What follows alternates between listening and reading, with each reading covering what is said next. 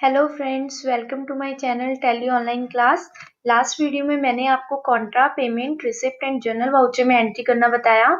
आज मैं आपको सेल्स एंड परचेज वाउचर का कंसेप्ट बताऊंगी कि हम उन दोनों वाउचर्स में कैसे एंट्री करते हैं। मैं यहाँ पे अकाउंटिंग वाउचर्स पे आऊंगी। ठीक है, आप यहाँ पे अकाउंटिंग वाउचर्स पे जब आप आओगे तो आप देखोगे जैसे पेमेंट में यहाँ पे हमारे पास डेबिट क्रेडिट फॉर्मेट शो हो रहा है, ऐसे ही रिसिप्ट में हमारे पास डेबिट क्रेडिट फॉर्मेट शो हो रहा है। इस फॉर्मेट को हम बोलते हैं डबल एंट्री मोड। ठीक है, अब मैं यहाँ पे अगर F8 सेल्स वाउचर के लिए ओपन करती हूँ तो आप यहाँ पे देख रहे हैं मेरे पर डेबिट क्रेडिट फॉर्मेट शो नहीं हो रहा। तो ये जो फॉर्मेट है, इस फॉर्मेट को हम कहते हैं इनवॉइस फॉर्मेट। आप देखेंगे F9 अगर मैं करती हूँ परचेज वाउचर के लिए तो उसमें भी मेरे को इनवॉइस फॉर्मेट ही शो होता है।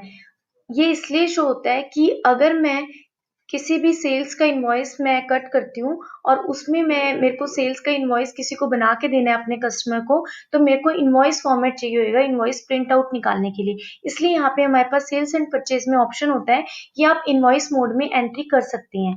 बट हमारे पास एक और ऑप्शन होता है कि अगर हम यहाँ पे इनवॉइस फॉर्मेट में एंट्री ना करके डेबिट क्रेडिट फॉर्मेट में ही एंट्री करना चाहें तो हम यहाँ पे मैं F8 सेल्स वाउचर करती हूँ।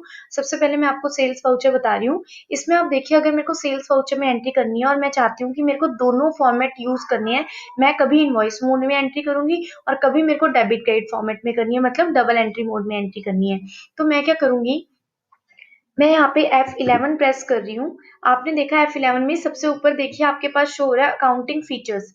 अकाउंटिंग फीचर्स जो शो हो रहा है यहाँ पर आपके पास देखिए, आपके राइट हैंड साइड पे यहाँ पे जहाँ मैं कर्सर लेकर गई इनवॉइसिंग में, ये ऑप्शंस मेरे पास यस हो रखे हैं, अलाउ इनवॉइसिंग। ये ऑप्शंस आप हमेशा अपने जो पीसी में आप जहाँ पे टैली यूज कर रहे हैं उसमें आप यस रखिए। उसके बाद नेक्स्ट ऑप्शन है record purchase in invoice format, कि आप इनवॉइस फॉर्मेट में रिकॉर्ड परचेज वाउचर को भी आप इनवॉइस फॉर्मेट में रखना चाहते हैं तो उसको भी आप यस कर देंगे। ठीक है, तो ये जो ऑप्शंस हैं ये दोनों ऑप्शंस आपके यस होने चाहिए अगर आप चाहते हो कि आप अपने वाउचर को जब आपकी मर्जी हो आप इनवॉइस फॉर्मेट में कर दें और जब आपकी मर्जी हो तो आप डबल एंट्री मोड में डेबिट क्रेडिट फॉर्मेट में कर दें। तो आपके ये दोनों ऑप्शंस यस होने चाहिए अगर आप invoice mode to double entry mode and double entry mode to invoice mode चाहते हैं। अभी मैंने देखी ये दोनों ऑप्शंस मेरे यस हैं और मैं यहाँ पे इसको स्क्रीन को एक्सेप्ट करती हूँ। कंट्रोल ए से भी आप एक्सेप्ट कर सकते हैं, अदरवाइज आप एंटर एंटर करके भी एक्सेप्ट कर सकते हैं।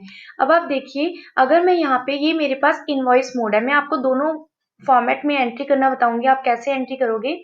अगर मैं इसको डेबिट क्रेडिट फॉर्मेट करना चाहती हूँ तो मैंने वहां पे ऑप्शन यस कर दिया है। अगर वो ऑप्शंस मेरे यस रहेंगे तो मैं यहाँ पे कंट्रोल वी कर सकती हूँ और कंट्रोल वी में आप देखेंगे कि यहाँ पे मेरे पास डेबिट आ गया। यहाँ पे फॉर एग्जांपल मैंने एंट्री करनी है सोल्ड गुड्स फॉर कैश। ठीक है, तो एंट्री क्या बनती है, cash account debit to sale. इस एंट्री को आप चाहे सेल्स वाउचर में भी कर सकते हैं और आप चाहें तो आप रिसिप्ट वाउचर में भी कर सकते हैं, क्योंकि इसमें कैश आपके पास आ भी रहा है। तो आप इस एंट्री को रिसिप्ट वाउचर में भी अगर करोगे तो भी ठीक होगी, अदरवाइज आप सेल्स वाउचर में भी कर सकते हैं। फॉर एग्जाम्पल मैं यहाँ पे आपको सेल्स में एंट्री करके दिखाती हूँ सोल्ड गुड्स फॉर कैश की। तो यहाँ पे डेबिट में मेरे पास कैश आया, मैंने कैश ले लिया। यहाँ पे मैंने पहले मैं अपना फाइनेंशियल ईयर ठीक कर लेती हूँ। यहाँ पे फाइनेंशियल ईयर मेरा 1/4/2017 है, 2/31/3/2018 मैंने अपना फाइनेंशियल ईयर ठीक किया। अब मैं यहाँ पे डेट ठीक कर रही हूँ अपनी 1/4/2017 पे मैं एंट्री कर रही हूँ। मैंने 2500 रुपीज की सेल की कैश में, तो मैंने ये देखिए एंट्री कर दी। ये मेरा सिंपल फॉर्मेट है, इसको हम सिंपल वाउचर फॉर्मेट कहते हैं, डेबिट क्रेडिट फॉर्मेट को। ऐसे मैंने ये एंट्री इसमें कर दी। अगर मुझे एंट्री करनी होगी सोल्ड गुड्स टू अमन, तो यहाँ पे मेरे को क्या करना पड़ेगा, एंट्री क्या बन जाएगी, अमन डेबिट टू सेल। तो अमन डेबिट टू सेल भी अगर मैं सिंपल फॉर्मेट में एंट्री करना चाहती हूँ तो मैं यहाँ डेबिट में ले लूंगी अमन, अमाउंट ले लूंगी 3500 एंड क्रेडिट में लेके सेल, इसको मैं एक्सेप्ट कर दूंगी। तो ये देखा आपने कि ये जो हमने एंट्री की है हमने डबल एंट्री मोड में की, सिंपल डेबिट क्रेडिट फॉर्मेट में। बट अगर आपको इनवॉइस फॉर्मेट में एंट्री करनी है, अगर आपने कस्टमर को इनवॉइस प्रिंट आउट निकाल के देना है तो आपको इनवॉइस मोड में ही एंट्री करनी पड़ेगी, तभी आपका इनवॉइस प्रिंट आउट हो सकता है। तो उसके लिए हम क्या करते हैं, यहाँ पे कंट्रोल प्लस वी प्रेस करेंगे। कंट्रोल वी से आप डबल एंट्री मोड से इनवॉइस मोड में आ सकते हैं एंड इनवॉइस मोड से डबल एंट्री मोड में आ सकते हैं।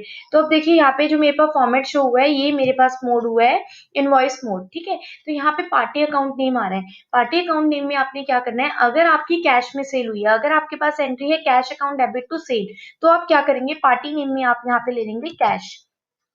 उसके बाद आपने पर्टिकुलर्स में ले लेना है सेल्स। ये देखिए, ये मेरे पास 25,000 रुपीज की मैंने सेल की और ये मेरे पास एंट्री ऐसे एक्सेप्ट हो गई। तो आपने अगर इनवॉइस मोड में एंट्री करनी होगी तो आप ऐसे एंट्री करके इसको एक्सेप्ट कर देंगे। उसके बाद नेक्स्ट है, अगर आपने एंट्री करनी है, अब मैं मान लो चाहती हूँ कि मेरे को sold goods to Aman entry करनी है। अमन मेरा कस्टमर है और इसको मैंने सेल्स का बिल बना के देना है, इनवॉइस बना के देना है।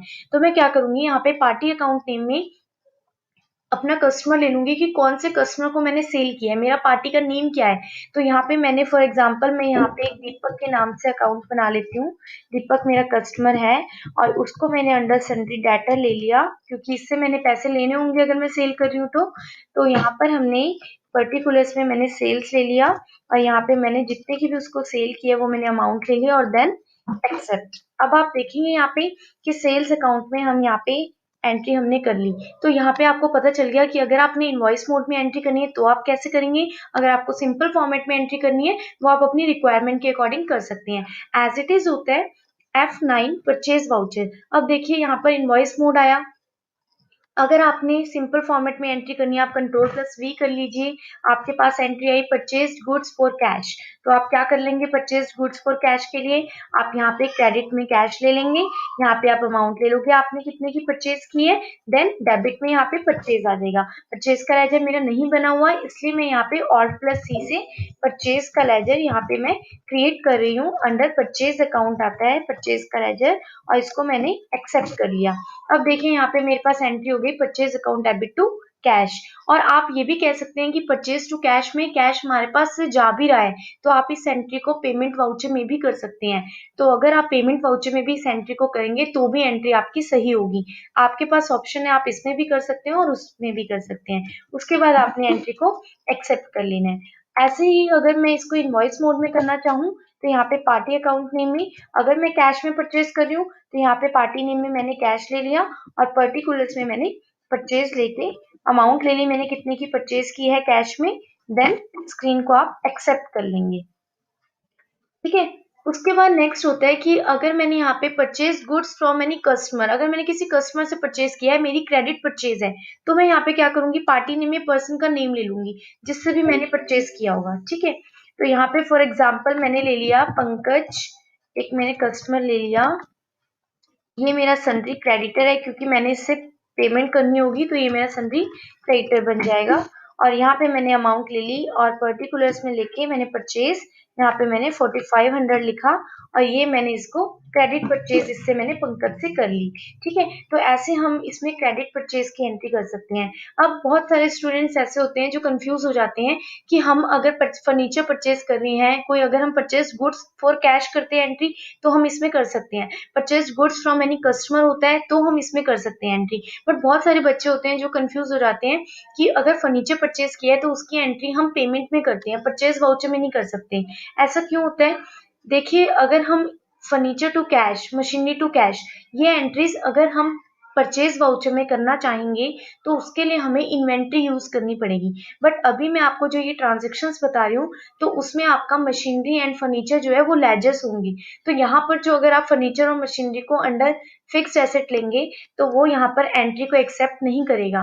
तो इसलिए आपने क्या करना है, फर्नीचर टू कैश, अगर आपको परचेज गुड्स फॉर कैश है वो एंट्री आप परचेज में कर सकते हैं जिसमें परचेज आपका डेबिट हो रहा है, परचेज की वैल्यू डेबिट हो रही है, परचेज का लेजर डेबिट हो रहा है। अदरवाइज आप फर्नीचर मशीनरी अगर आपके पास कोई भी मेंशन गुड्स है कि आपने ये चीज परचेज की है तो उस एंट्री को आप पेमेंट वाउचर में ही करेंगे। अगर आप इन्वेंट्री यूज कर रही हैं तो उस केस में आप इन्वेंट्री में ले सकते हैं परचेज वाउचर में, फर्नीचर और मशीनरी को आप एज स्टॉक आइटम ले सकते हैं और उसमें एंट्री कर सकते हैं।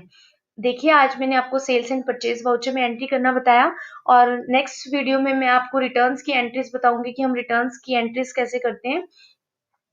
प्लीज आप मेरी वीडियोस देखती रहिए और स्टेप बाय स्टेप सीखते रहेंगे तो आपको सारी चीजें अच्छे से आ जाएंगी। टैली में आप प्रॉपर आप इसको यूज कर पाएंगे। Thank you so much for watching this.